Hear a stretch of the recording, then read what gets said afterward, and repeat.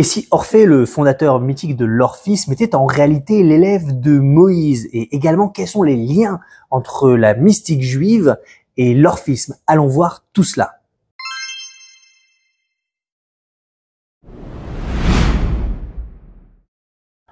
Au second siècle avant notre ère, un auteur juif hellénisé nommé Artapanos, avance une idée saisissante. Moïse, Moshe Rabbeinu, aurait été le maître d'Orphée, le fondateur mythique de l'orphisme grec. Plus qu'un prophète, Moïse devient ici l'initiateur d'un culte mystique. Cette affirmation, prise aussi par Aristoboulos, ouvre une porte étonnante. Et si les mystères orphiques, centrés sur l'âme, la mort et la résurrection, avaient des liens avec la mystique juive? Dans cette vidéo, nous allons explorer les correspondances entre l'orphisme et la Kabbale, la mystique juive, et peut-être découvrir un dialogue caché entre deux sagesses anciennes.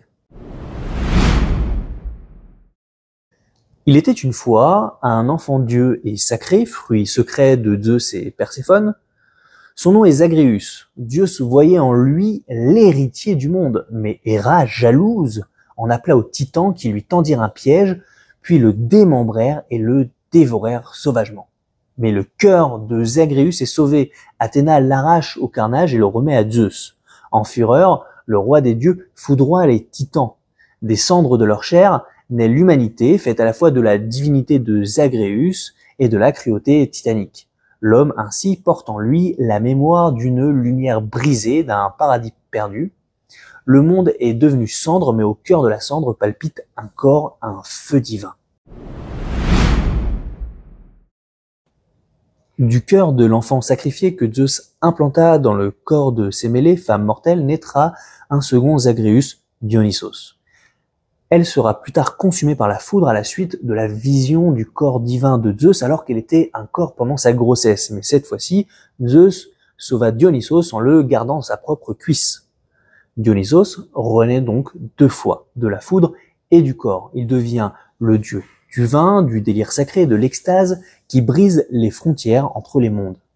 Mais surtout, Dionysos porte en lui le souvenir de Zagreus. Il est l'héritier d'un traumatisme cosmique, le porteur d'une mémoire sacrée. Boire son vin, danser ses mystères, c'est goûter à la vérité d'un monde où l'on meurt pour renaître. Plus tard, Dionysos également se rendra au royaume des morts pour voir sa mère Perséphone, et donc représente ici celui qui connaît le moyen de vaincre la limite entre le monde des vivants et des morts. Orphée, l'homme à la lyre d'or, fut le disciple des dieux. Il aimait Eurydice. Et lorsqu'elle mourut suite à une morsure de serpent, il osa l'impossible, descendre aux enfers. Avec son chant, il fit pleurer les ombres. Les portes d'Hadès s'ouvrirent, les gardiens se turent, les dieux des morts cédèrent, et Eurydice pouvait remonter à une condition, qu'il ne se retourne pas. Mais Orphée doute, il regarde. Eurydice disparaît. Il revient seul, mais il revient changé. Il a vu l'au-delà, et de ce voyage, il tire une doctrine secrète. Le corps est une prison, l'âme doit se purifier et la mort est un passage vers la vraie vie. Il chante alors des hymnes que seuls les initiés comprennent. Le mythe d'Orphée donna naissance à une théologie initiatique. La doctrine orphique est une doctrine de salut marquée par une souillure originelle. L'âme est condamnée à un cycle de réincarnation dont seule l'initiation pourra la faire sortir pour la conduire vers une survie bienheureuse où l'humain rejoint le divin. Dans l'orphisme, le monde naît d'un chaos primordial, informe et obscur. Ce chaos se condense peu à peu jusqu'à devenir un œuf cosmique. De cet œuf jaillit Eros, lumière androgyne, conscience première, principe d'ordre et d'amour qui façonne l'univers. Ce mythe n'est pas sans écho dans la Kabbale lourianique. Avant toute création, le Ein Sof, l'infini divin, se retire en lui-même dans un acte appelé Tzimtzum, concentrant sa lumière en un point unique, une sorte d'œuf mystique contenant les potentialités du monde. Dans l'orphisme de cet œuf surgit une lumière Eros, aussi appelée Phanès ou encore Erika Poios. Il est l'androgyne primordial, principe unique et générateur du cosmos avant Zeus, avant le monde. Il est l'un manifesté, mais ce nom étrange Erikapoios n'est pas grec. Et si ce nom venait d'ailleurs? Des chercheurs comme Yehuda Libes ont proposé une piste audacieuse. Erikapoios serait une forme hellénisée de Harir Anpin, terme araméen signifiant long visage que l'on trouve dans le verset biblique Erech Apaim, qui deviendra plus tard central dans la Kabbale comme l'un des 13 attributs de Dieu et prendra forme dans le Zohar comme un visage divin mythique, Harir Anpin, figure de compassion infinie et d'origine précréationnelle. Ce lien peut remonter jusqu'à très loin. On a en effet retrouvé à Qumran, dans les manuscrits de la Mer Morte, plus de 20 occurrences de Harir Anpin comme épithète divine, bien avant la Kabbale médiévale. Et dans un papyrus orphique trouvé à Gurob, au IIIe siècle avant l'ère chrétienne, le nom Erikapoios apparaît dans une prière cosmologique. Erikapoios, sauve-moi. Monothéisme mystique grec ou réminiscence d'une tradition sémitique, certains chercheurs pensent que des juifs hellénisés en contact avec les milieux dionysiaques auraient transmis ce visage de Dieu qui, à travers la langue grecque, serait devenu un dieu orphique. Dans la Kabbale zoharique et arizalienne, avant que le monde ne soit ordonné, Dieu émet une première lumière qui a la forme d'un homme divinisé que l'on nomme l'Adam primordial. Les lumières qui émanent de l'Adam primordial sont beaucoup trop intenses et puissantes. Les réceptacles de la lumière ne supportent pas l'éclat divin. Ils se brisent. C'est la Shvirat HaKelim, la brisure des vases. Des éclats tombent dans les mondes inférieurs, piégeant des étincelles divines, et on appelle ces lumières qui éclatent l'harmonie les rois primordiaux. Leur monde fut violent, sans équilibre, saturé de force sans forme. Dans l'orphisme, les titans jouent exactement ce rôle. Figure archaïque, ils démembrent Zagreus, le fils de Zeus, et Perséphone, l'enfant divin choisi pour régner. Ils ne peuvent supporter sa lumière et veulent la dévorer. Ils le séduisent, l'égorgent, le découpent, comme les vases de la Kabbale qui explosent sous l'excès de lumière.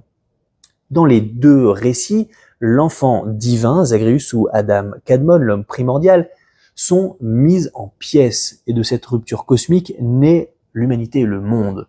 Dans la Kabbale, nous sommes les porteurs inconscients des Nitzotzot, ces fragments de lumière en exil, et dans l'orphisme, nous sommes faits de la cendre des titans punis qui ont ingéré la lumière de Zagreus. Dans les deux traditions, on retrouve ainsi cette notion de catastrophe cosmique préexistante au monde des humains.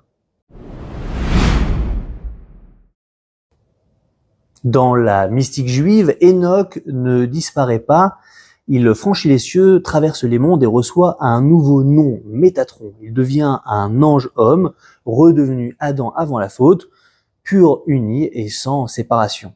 Car dans la Kabbale comme dans la mystique énochienne, un des buts premiers est de retrouver l'état perdu du jardin d'Éden, un état où l'homme était vêtu de lumière, sans honte, sans dualité et relié à sa source. Ce désir de retour anime également l'orphisme. Dionysos, dieu du vin, meurt et ressuscite, mais il est aussi le dieu qui descend aux enfers pour trouver sa mère. Il en revient vivant, porteur d'un secret, et Orphée descend lui également, il traverse le royaume des morts pour chercher Eurydice, charme Hadès et Perséphone, il approche la sortie, mais se retourne et la perd. Il remonte seul et transformé.